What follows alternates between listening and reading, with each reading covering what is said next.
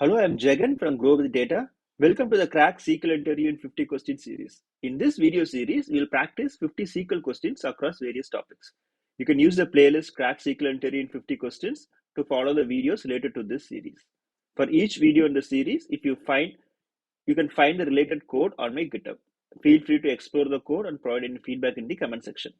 If you want to see the code, you can go to the YouTube channel Grow with Data. You have the videos and playlist. We are talking about Crack SQL Interview in 50 questions playlist. There is a Tamil version here, Tamil Crack SQL Interview in 50 questions. If you want to try that, you can try the Tamil version also. If you go into the playlist, you have all the videos related to that series. In the description part, you have the GitHub link that takes you to the code base. You have the create statement and all the select statement we discuss in this video. If you want to join the WhatsApp channel, you can use this link and you can join Grow with Data WhatsApp channel. Great. Now, let's see the data and we will talk about the question in detail. So this is going to be the 33rd video of the series and this is related to the advanced select and joins topics. Let's create the table. So we are given a logs table and we are asked to find the nums which has at least 3 consecutive IDs. You see, we have the ID and the num. If you see number 1, we got 3 consecutive IDs, 1, 2 and 3. And there is a break and we have ID as 5. So for 1, we have 3 consecutive IDs which is eligible. But if you take number 2, we have 3 records, but it's all consecutive. We have 4, 6 and 7. The 5 in between is for num 1. So there is a break. So there is no 3 consecutive, at least 3 consecutive is what is required, but we have only 2 consecutive for number 2. So the only eligible num is 1. So how to get this? Let's disable this code, comment this code, see?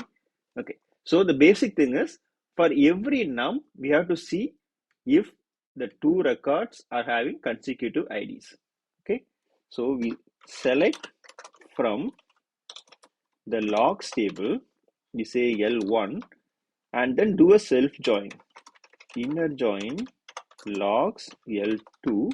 So for both the tables, the num should be the same. L2.num equal to L1.num. And the ID, L2.id equal to L1.id plus 1. That means this is going to be the L1. Okay. And this is going to be the L2. So the num should be the same and the L2's ID should be equal to the L1's ID. So that's what we're giving here. That is for 2 consecutive records. For 3 consecutive records, we say inner join logs, which is L3 on L3 dot num equal to L2 dot num and L3 dot id equal to L2 dot id plus 1. So consider this as L3. Okay. So it has same num, but L3 ID equal to L2 ID plus 1. So if that is the case, we can get L1 dot num as consecutive number. So if I run this, I get number 1, which got 3 consecutive numbers. For example, if I go with one more record or one more set of nums, which got 4 consecutive numbers, like for this 3, we got 8, 9, 10 and 11, 4 consecutive IDs. For this, if I run the code, I get the consecutive numbers, but twice, because number 3 got 3 consecutive here and then another 3 consecutive here. So even though same num, since we have 2 set of consecutive numbers, it brings in 2 3s. To reduce that to a distinct nums, this include distinct. So we got 1 and 3. So let's comment this out. We don't want to insert every time we run it. Okay. So what we did a self join of the logs table and make sure the nums are the same and the IDs having difference of 1. But if there is a requirement to get 4 consecutives or 5 consecutives, right? Then this is not scalable. We can't add this for multiple levels. So what we can do, we can try our favorite Windows function. We talked about lead and lag, right? Let's try the lead and lag. Select. So what I'm trying to do is, in this lead and lag, I'm going to take this as L0, okay? And this is L1, we can say, or L. This is L0. This is L2. Means if I get one record, I will get the previous one, the lag record, and then the lead record. I will check if the nums are the same and the difference between the ID is equal to 1. So that is what I'm going to try. So from the logs table, I am getting the ID, num, and then what is the lead num for one record over partition by num order by num comma id, as lead is going to be L2. So this is lead, we are going to get this. For lag, the same thing. Instead of lead, we just say lag, same num and one record, partition by num, and this is going to be 0. And we have to make sure that the ID is in sequence, means the difference between the ID is going to be 1. So the same way, I'll bring in the lead and lag of IDs. Get the ID and we can say this is ID 2 and this is ID 0. So if I run this ID and num is the source, and what is the previous record for this? There is no previous record. That's why the L0 is null and ID 0 is null. And the next record is going to be num is 1, ID is 2. Same way for 2, the previous record is 1, the next record is 3. So we get this data set. I am going to keep this as my reference, consecutive num. So this as my reference, and then I'm going to say select from the consecutive num. So what should I bring in? I have to get the num where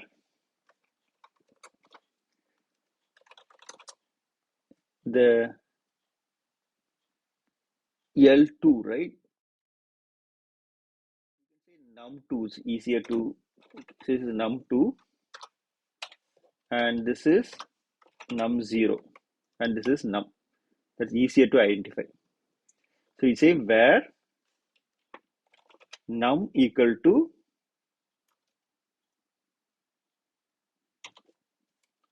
this num, right? So the num should be equal to the other nums. We say L2 and L0, but it's going to be num2 and num0, right? So num equal to num2 and num equal to num0. And the ID part, the base ID equal to ID 0 plus 1 and the ID plus 1 equal to ID 2. So the ID we get a sequence 1, 2 and 3. So the previous one is there is no record, so it's going to be null. The ID 0 is going to be null. And for this ID, the previous one is 1, the next one is 3. So the next one is 3, and the previous one is 1. So I filter that out and I'm getting num, and I get 3 and 3 because we have two combinations. So I'll say distinct. So I'll get 1 and 3. So the best part is I get the ID and num as the current source and then find the previous and next value and make sure the num is the same, but the difference between the ID is 1. So if I get that condition, then I get the sequence. Great. Now, instead of getting the lead lag for ID and num, we are going to use a row number and see how easy that is going to be. So we say select ID num and then row number over partition by num order by partition by num order by num comma ID as row num from logs. So what I'm doing, I'm getting the ID and num and I'm doing a row number 1, 2, 3, 4 based on the nums. Now, if I get the difference between the ID and num, so ID and the row num, there is going to be a pattern. Let's see what it is. So if you can see the difference between the ID and the row num, it will be interesting one. ID num, ID minus row num as check. We can bring in the row num also to make sure we see it. From consecutive num. So if I run this, we see for the same num with the IDs, if it's a sequence one, so the check column is going to be a pattern, like a group 0, 0, 0. If there is a break, so from 3, it moves to 5. So when you subtract with the row num, it's going to be the next set of data, say 1. Same way, if you see row number 2, so num2, we have pattern of 6 and 7 in sequence. So when you see the difference between the 6 and 7 with the row number, it's going to be 4 and 4. So if it's going to be a sequence, then the check flag is going to be in one group. So I'm going to use that. I'm going to say, you get the record from the CT table, group by the num value and the difference ID minus row num. If I do that, the count should be greater than or equal to 3. If that is the case, then if you see this, I group by num and ID. So I can just show this way. I get num and check. Let's bring it here. So I have row number ID. We just bring it in the first column. ID, row number, num, ID minus num. Okay. When I run this without the group by function, let's see what is the pattern here.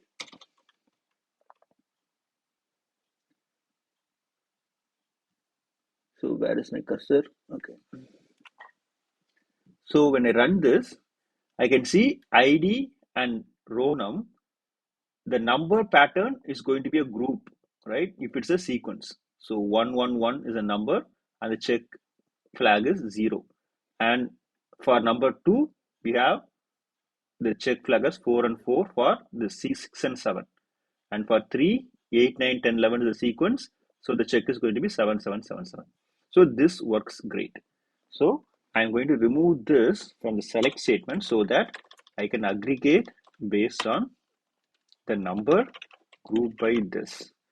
So I just put a distinct because, okay, in this scenario we use group by num, so you don't have to put the distinct part. So it gets a perfect answer.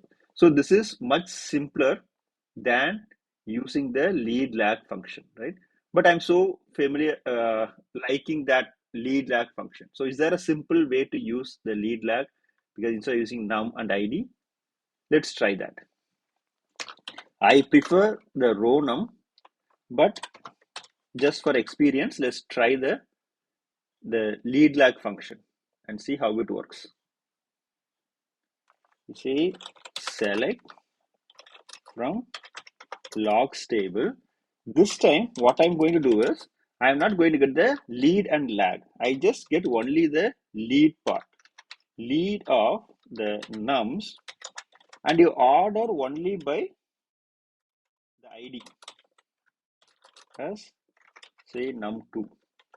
Same way, I get the next num from 2 order by or der order by ID num3.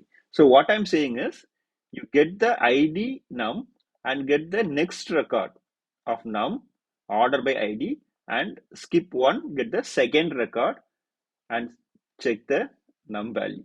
If you see this, for ID and num, the next num is 1. For second record, it's going to be 1. So 1 and 1.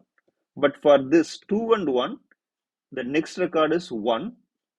The second record is 2. So you get numbers 1 and 2. The same way, for 5,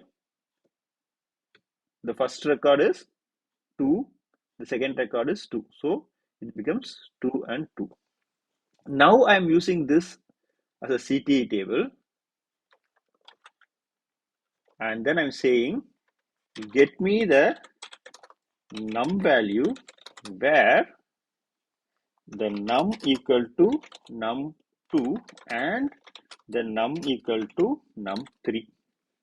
So if this num equal to the second and third, right? When you order based on the ID, so 1, 2, 3, 4, 5, 6, right? We put the ID and then check what is the second and third nums, right? When you check that flag from the consecutive num CTE table, if that is the case, I'll get 1, 3, and 3, right? So I'll get this 3, first 3, and the second 3. So to make sure you get only the distinct part, I can use distinct of nums, which brings me only 1 and 3. So this looks much simpler than you using the lead and lag function, right? So out of this self join, this is not going to be scalable.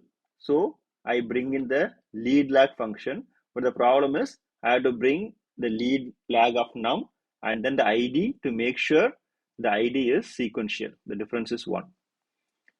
The best way is get the row number and get the difference between the ID and the row number. If it's sequential, then there will be a group of IDs which get a pattern with the ID minus num. So I group it and then make sure when you count, it should be greater than or equal to 3.